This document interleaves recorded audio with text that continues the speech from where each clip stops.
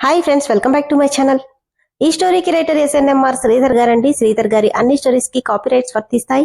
ఆయన పర్మిషన్ లేకుండా యూట్యూబ్ లోనే కాదు మరే ఇతర సోషల్ మీడియా నెట్వర్క్ లో కూడా ఆయన స్టోరీస్ ని అప్లోడ్ చేయడానికి వీల్లేదు. దయచేసి అలా చేయకండి ఫ్రెండ్స్. అలా చేస్తే లీగల్ గా చాలా ప్రాబ్లమ్స్ ఫేస్ చేయాల్సి వస్తుంది. అలానే ఈ స్టోరీస్ చదువుతున్న వాళ్ళైనా వింటున్న వాళ్ళైనా మీరు మరే ఛానల్లోనైనా శ్రీధర్ గారి స్టోరీస్ ని చూసినట్లయితే వెంటనే నాకు కామెంట్ బాక్స్ లో మెసేజ్ చేయండి. ఇది పూర్తిగా రైటర్ శ్రీధర్ గారి ఛానల్ అండి. కేవలం ఆయన స్టోరీస్ మాత్రమే ఇందులో ఉంటాయి. కానీ కొంతమంది పేర్లు మార్చి వేరే ఛానల్స్ లో ఆయన స్టోరీస్ ని అప్లోడ్ చేస్తున్నారు. మీరలా చూసినట్లయితే నాకు మెసేజ్ చేయండి. ఇక లేట్ చేయకుండా వీడియోలోకి వెళ్ళిపోదాం ఫ్రెండ్స్. ఎస్ఎన్ఎంఆర్ శ్రీధర్ గారు రాసినటువంటి మనోభిరాముడు 159 మరియు 160వ భాగాలు. మార్తాండ మనసులో, నిజమే, కార్తీక పౌర్ణమికి చాలా తక్కువ టైం ఉంది. ఇంతవరకు అసలైన వారసుడు ఎవడో తెలియనే లేదు. వీలైనంత త్వరగా తెలుసుకోకపోతే మళ్లీ వచ్చే సంవత్సరం వరకు ఈ అవకాశం ఉండదు అనుకుని హుటాహుటన ఆ నిశీతిలో రాజేంద్ర దగ్గరికి బయలుదేరాడు మార్తాండ. నువ్వు నాకు కనిపించవా డాడీ అనుకుని, నువ్వు కనిపించకపోయినా పర్లేదు డాడ్, నా మనసులో జరుగుతున్న మానసిక సంఘర్షణకి పరిష్కారమైన చెప్పు. దీన్నెలా తగ్గించుకోవాలో నాకు అర్థం కావట్లేదు. అందుకే వీలైనంత త్వరగా ఇంకో వారంలో ఇక్కడి నుండి వెళ్ళిపోవాలనుకుంటున్నాను.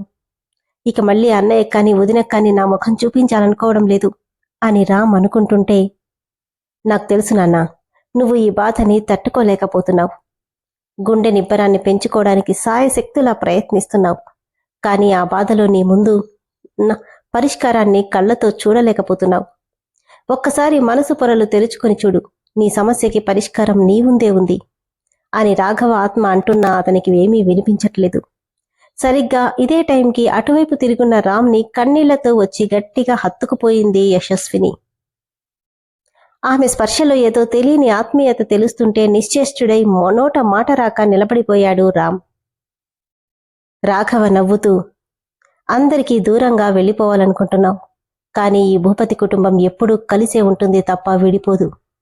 నువ్వు వెళ్లాలనుకున్న తేలిగ్గా వెళ్లలేవు. ఎవరి వల్లైతే నువ్వు ఇంత బాధని అనుభవిస్తున్నావో వాళ్లే వారధిగా మారి నిన్ను వెళ్లకుండా ఆపు చేస్తారు. ఇంకో వారం రోజుల్లోనూ అందరికీ దూరంగా వెళ్ళిపోవాలనుకుంటున్నావు కదా, కానీ ఇదే వారం రోజులు నువ్వు పడుతున్న ఈ మానసిక సంఘర్షణకి అంతిమ రోజు. ఇది నిజం అని రాఘవ ఆత్మ అంటుంటే ఈ మాటలేవి రామ్కి వినిపించవు. ఒకవేళ వినిపించి ఉంటే ఈ కథ మరోలా ఉండేదేమో. సరిగ్గా ఇదే టైంకి శ్మశానం నుండి రాజేంద్ర దగ్గరికి బయలుదేరిన మార్తాండు భూపతి బంగ్లా దగ్గరికొచ్చి ఆగాడు. అతని ఆగమనం తెలిసిన రాఘవ ఆత్మ క్షణంలో రామ్ దగ్గర మాయమై బంగ్లా గేట్ దగ్గర ప్రత్యక్షమైంది.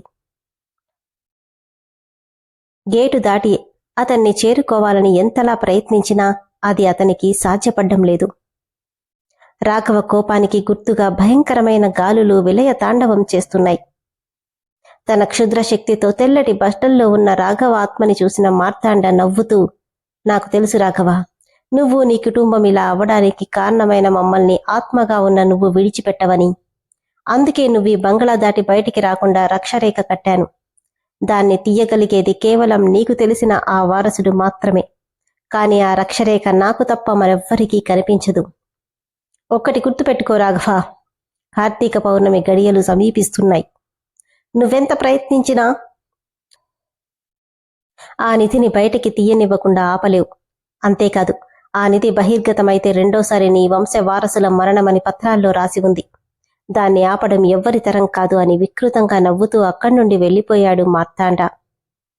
మార్తాండ మాటలు చెవుల్లో మారుమోగుతుంటే, ఈసారి రక్తపాతం జరగనివ్వను. నా పిల్లల జాతకాలు ఎప్పటికీ ఈ బంగ్లా దాటి బయటికెళ్లకూడదు. ఈశ్వరా, 20 ఏళ్ల నాటి దాష్టికం మళ్లీ జరగనివ్వకుండా చూసేలా నాకు శక్తిని ప్రసాదించు స్వామి, అని నా వంశం ఎప్పటికీ నిర్వంశం కాకూడదు అని ప్రార్థించాడు రాఘవ. యశు చేతుల్ని విడదీయాలనుకునే కొద్దీ మరింతగా బిగుసుకుంటున్నాయి ఆమె చేతులు. రామ్ వెన్ను మీద తలవాల్చి బాధగా, ఒకటి మనకి దక్కలేదంటే అది మనకు రాసి పెట్టలేదని బావా, అంతే తప్ప మనం దానికి అనర్హులమని కాదు. అదెప్పుడు ఎవరికి ఎలా చేరాలో వాళ్ళకే చేరుతుంది. మనమెంత ప్రయత్నించినా కొన్ని మన చేతి నుండి జారిపోక తప్పదు. దీన్ని అర్థం చేసుకుంటే మనమేంటో మనం పూర్తిగా అర్థమవుతాం. ప్లీజ్ బావా, అందరితో నవ్వుతూ ఉన్నా నీ మనసు పడే మానసిక వేదన నాకు బాగా తెలుసు. అలా అని నన్ను యాక్సెప్ట్ చేయమని చెప్పను, కానీ నా బావ పరిస్థితిని హ్యాండిల్ చేయలేని వీక్ పర్సన్ కాదు. నువ్వు చాలా స్ట్రాంగ్, కానీ నా వల్ల కాదు అనుకుంటే ఒక్కసారిగా వీక్ అయిపోతావు.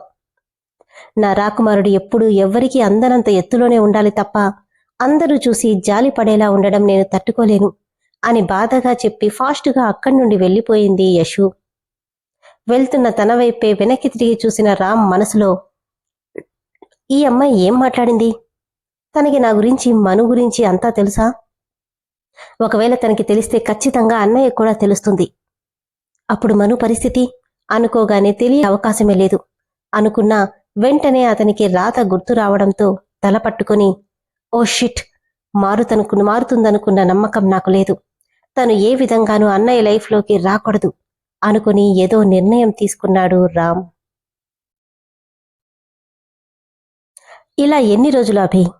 రామ్ని ఇలా చూడలేకపోతున్నాను అని మను అంటుంటే, అయితే వెళ్ళి అడిగేయి అన్నాడు అభిరామ్. ఏంటి? అయితే వెళ్ళి నువ్వెందుకిలా ఉంటున్నావు, ఎంతకాలం ఇలా నటిస్తూ నన్ను బాధ పెడతావని అడుగు అంటూ వెనుక నుండి తనని హత్తుకుని మెడ మీద గడ్డ మానించి నవ్వుతూ చెప్తుంటే ఫోర్సుగా వెనక్కి తిరిగింది మను. కింద పడిపోతున్నట్టు యాక్ట్ చేస్తూ, ఏంటి మను, నన్ను కింద పడేస్తావా ఏంటి అని నవ్వుతూ అడుగుతున్నాడు అభిరామ్. ఏంటభి నువ్వు, నేనింత సీరియస్గా చెప్తుంటే? అయినా నీ ప్రేమలోనే ముంచేశావు, ఇక కింద పడేయడం ఎంతసేపులే అని నవ్వుతూ అన్నాడు. చిరుకోపంగా, నేనింత బాధగా చెప్తుంటే అన్నిటికీ నవ్వేనా నీకు? బంగారం, ఒక్క క్షణంలో వాడి బాధ తీరేది కాదు, అలా అని అసాధ్యమైంది కూడా కాదు. It's take very little time. అది కాదభి, రామ్ వెళ్ళిపోతానంటున్నాడు, తననెలా ఆపడం?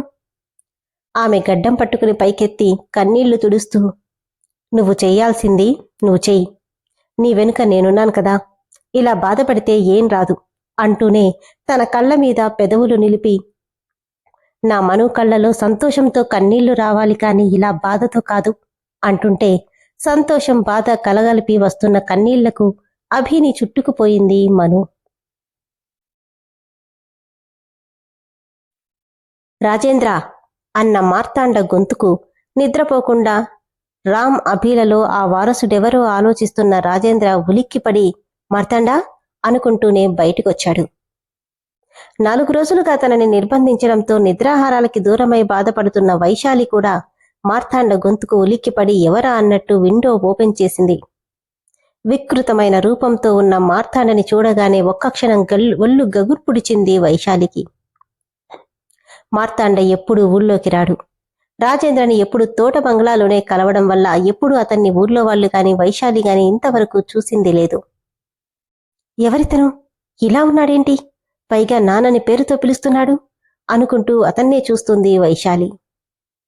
అప్పుడే డోర్ ఓపెన్ చేసుకుని బయటికొచ్చిన రాజేంద్ర, నువ్విక్కడికొచ్చావేంటి మార్తాండా?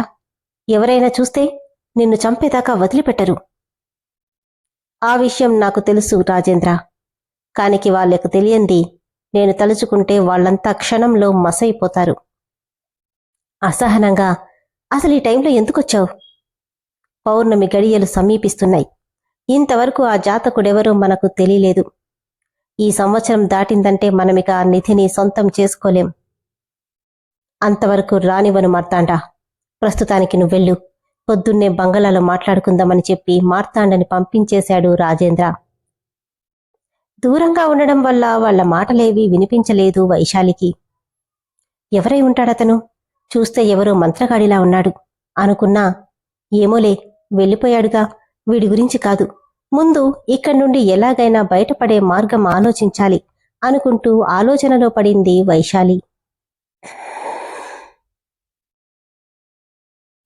రాత్రంతా ఆలోచనలతో అసలు నిద్రనేది లేకుండా గడిపేసిన రామ్ ఎప్పుడో 8ంటికి నిద్రలేచి రాధ గురించి గుర్తురాగానే పరుగు పరుగున తన దగ్గరికెళ్లాడు.